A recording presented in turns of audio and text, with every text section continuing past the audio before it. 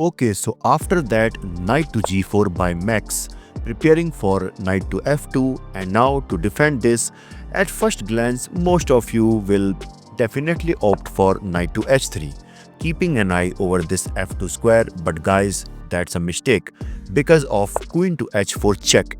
And obviously, white cannot push this pawn to g3 due to the threat of queen takes h3, so that's why king to f1 is forced, and finally knight to f2.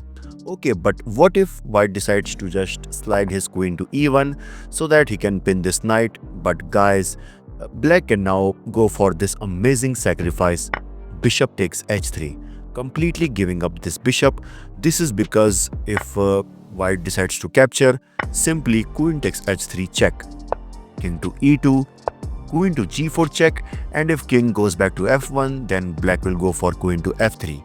And yeah, so that's why simply king to d2, but after that king takes queen takes f4, king to e2, queen to g4 check, king to d2, knight takes h1, queen takes h1, and after that black will simply castle, and at the end you can see black is winning. So that's why after the move knight to g4, so after seeing this all, he decides to just develop his knight to f3, threatening to capture on e5. But what if black goes for the move knight to f2?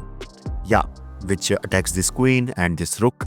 And but guys, if this happens, white can now simply go for queen to e2. And if knight takes h1, simply queen takes e5 check, queen to e7, and now guys, after that simply knight to e4, targeting this bishop. And what if black decides to just exchange the queens? If this happens, simply takes, bishop takes d5, and since this is attack, so that's why he has to go back, and after that bishop to f4. And despite having a rook up, you can see white is still better due to the complete development, whereas most of the black pieces are still in their original place. And in the next move, you can see white will simply bring this king to d2, and yeah, no one can save this knight. Okay, so in the actual game, after the move, yeah, knight to f3, yeah, so after that here, Max decides to castle first.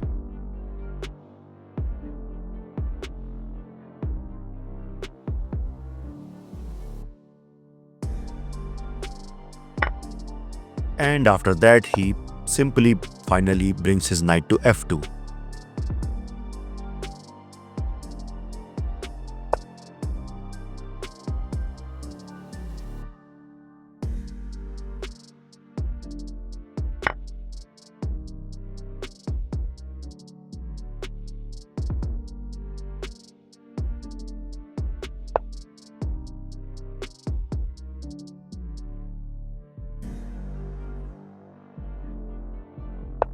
And now here Wei Yi finds the best move d6, and you can see now white is creating multiple threats like d4 or maybe bishop to e7 so that he can create some pressure over this rook.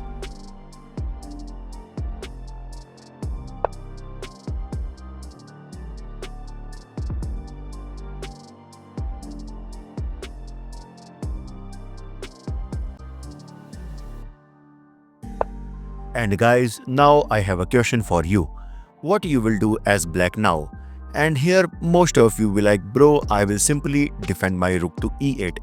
Yeah, which is basically logical, and you can see because my rook is attacked. So, and guys, suppose if you go for this move which is rook to e8, that will be a huge blunder because now white is going to sacrifice his bishop by bishop takes f7 check. And guys, that's a very good move. I mean, because, and you can see here the best move for black is to just slide this king to h8. But if he decides to capture on f7, guys, now comes knight to g5 check. Okay, king to g8, but simply queen to e4, threatening mate on h7. So to defend this, g6.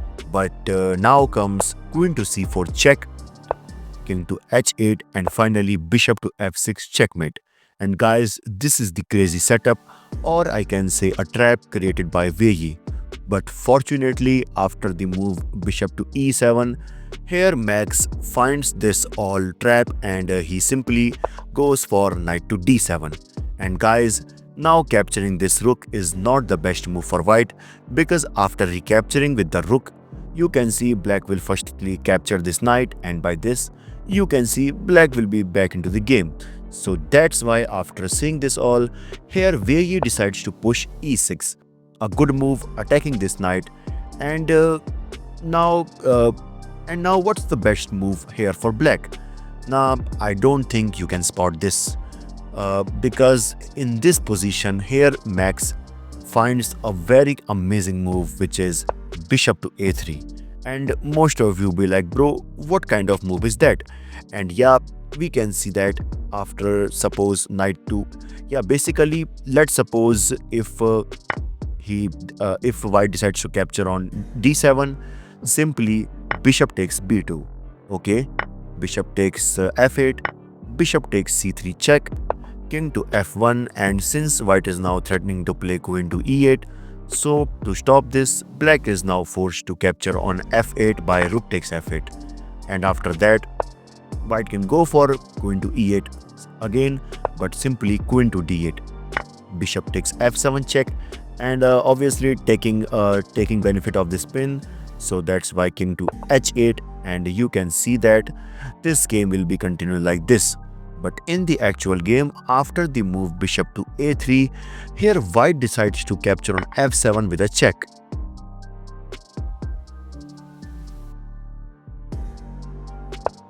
And after that, he just castle alongside.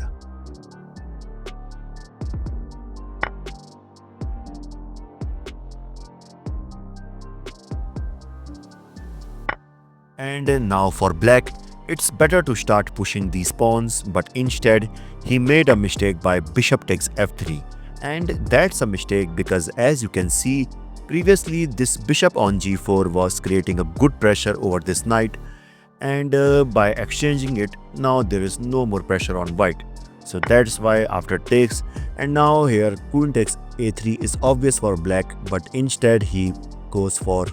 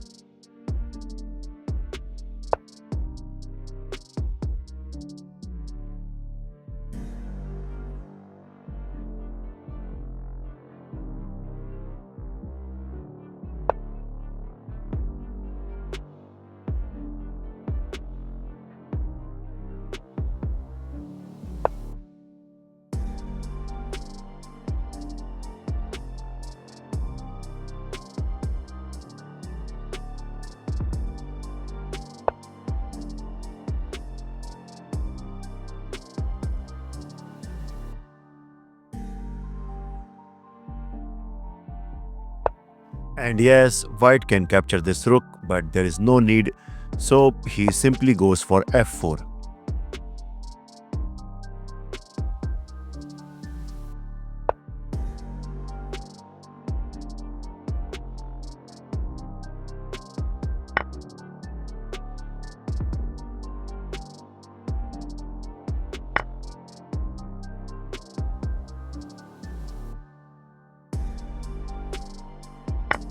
And in this position, Max resigned, because as you can see, now there's nothing black can do to save this game.